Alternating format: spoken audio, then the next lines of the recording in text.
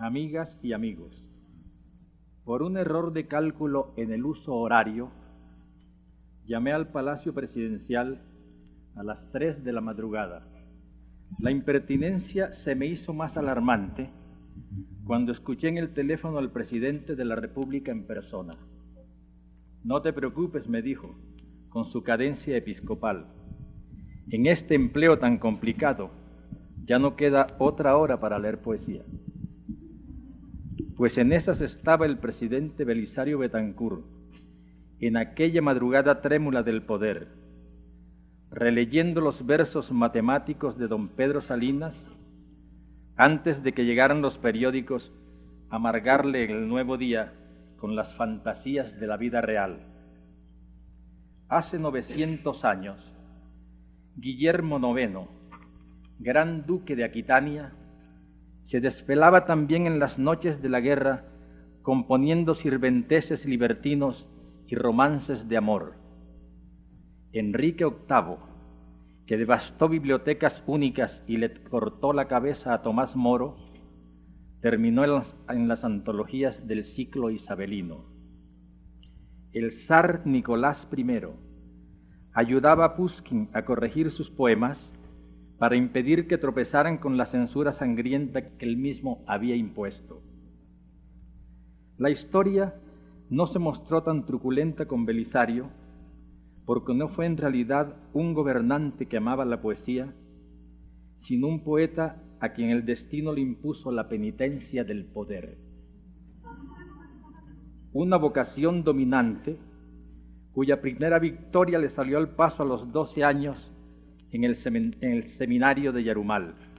Así fue, fatigado por la aridez de la Rosa Rosarum, Belisario escribió sus primeros versos de una clara inspiración quevediana antes de leer a Quevedo y en octasílabos maestros antes de leer a Fernán González.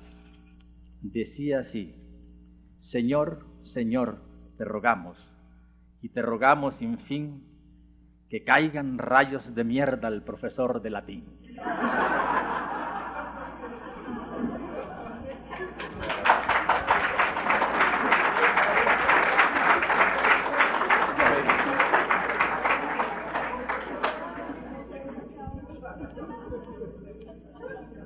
El primero le cayó a él mismo con la expulsión inmediata del seminario.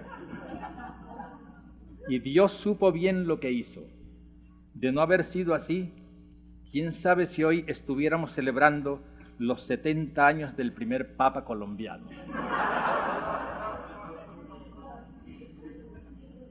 Los jóvenes de ahora no pueden imaginarse hasta qué punto se vivía entonces a la sombra de la poesía. No se decía primero de bachillerato, sino primero de literatura. Y el título que se otorgaba, a pesar de la química y la trigonometría, era de bachiller en letras.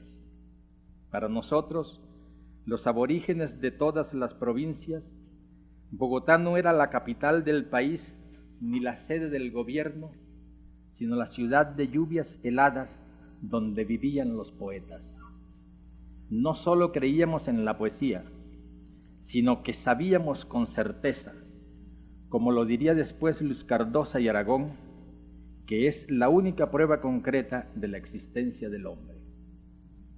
Colombia entraba en el siglo XX con casi medio siglo de retraso gracias a la poesía. Era una pasión frenética, otra manera de vivir, una especie de bola de candela que andaba de su cuenta por todas partes. Uno levantaba la alfombra con la escoba para esconder la basura y no se podía, porque ahí estaba la poesía. Se abría el periódico, aún en la sección económica o en la página judicial, y ahí estaba, en el asiento de la taza de café, donde quedaba escrito nuestro destino, ahí estaba, hasta en la sopa. Al menos allí la encontró Eduardo Carranza, los ojos que se miran a través de los ángeles domésticos del humo de la sopa. Jorge Rojas la encontró en el placer lúdico de una greguería magistral. Las sirenas no abren las piernas porque se quedaron escamadas. Daniel Arango la encontró en un endecasílabo perfecto, escrito con letras urgentes en la vitrina de un almacén. Realización total de la existencia. Hasta en los orinales públicos, donde la escondían los romanos, ahí estaba. Si no le temes a Dios, témele a la sífilis. Con el mismo terror reverencial con que íbamos de niños al zoológico, íbamos al café donde se reunían los poetas al atardecer. El maestro de donde Grace les enseñaba, y nos enseñó a nosotros más tarde, a perder sin rencores en el ajedrez, a no darle ni una sola tregua al guayabo y sobre todo a no tenerles miedo a las palabras. Era esa la ciudad donde llegó Belisario cuando se lanzó a la aventura del mundo entre el pelotón de antioqueños sin desbravar, con el sombrero de fieltro de grandes alas de murciélago y el sobretodo de clérigo que los distinguía del resto de los mortales. Llegó para quedarse en el café de los poetas como Pedro en su casa.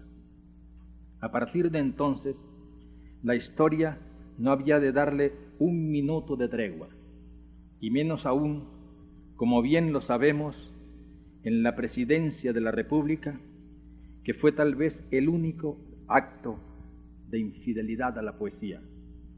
Ningún otro gobernante de Colombia tuvo que enfrentar un terremoto devastador, la erupción de un volcán y 2 guerras sangrientas al mismo tiempo con frentes distintos, en un país prometeico que hace más de un siglo está matándose por las ansias de vivir. Creo, sin embargo, que si logró sortearlo todo, no fue solo por su hígado de político, que lo tiene y muy bien puesto, sino por el poder sobrenatural de los poetas para asumir la adversidad. Se han necesitado 70 años y la infidencia de una revista juvenil para que Belisario se revelara por fin al desnudo, sin las tantas hojas de parra de tantos colores y tamaños como ha usado en la vida para no asumir sus riesgos de poeta. Es, en el remanso de la tercera edad, una digna y hermosa manera de volver a ser joven.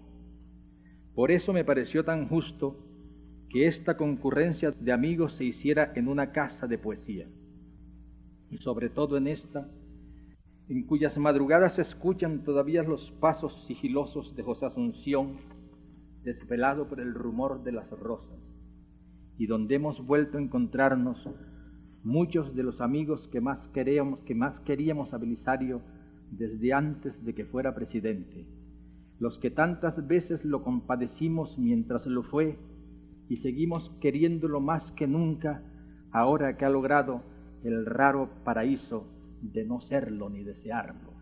Muchas gracias.